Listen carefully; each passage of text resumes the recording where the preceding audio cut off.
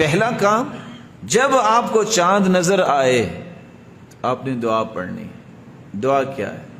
اللہم اہلہ علینا بالامن والایمان والسلامت والاسلام ربی وربک اللہ. اللہ اس چاند کو تو نے نکالا ہے، یہ پورا مہینہ امن و امان کا پیغام لے کے یہ چاند آیا. اللہ اسلام کی بلندی اور سلامتی کا پیغام یہ بنے، اور پورا مہینہ ہمیں اس بات کی توفیق دینا جس سے تو راضی ہو جائے. الہ العالمین، تو نے یہ نعمت جو دی ہے اے چاند، تیرا رب اور میرا رب ایک اللہ ہے.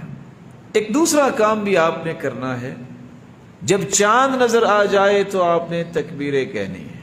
اللہ اکبر، لا الہ الا اللہ، الحمد للہ، سبحان اللہ. جب ان کو ملائیں گے تو کیا بنے گا؟ اللہ اکبر، لا الہ الا اللہ واللہ اکبر، اللہ اکبر وللہ الحمد. حدیث کے الفاظ ہیں، سلسلہ صحیحہ کی روایت ہے 1621. اتنی پیاری روایت ہے، یا سبحان اللہ. ما اہل محل قط الا بشر. جب بھی کسی نے لا الہ الا اللہ کہا ہے اسے بشارت ضرور ملی ہے. ولا کبر مکبر قط الا بشر.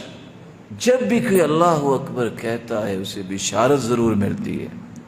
صحابہ نے فٹ سے سوال کر لیا، یا رسول اللہ الا بشر بالجنہ، اس کو جنت کی بشارت ملتی ہے؟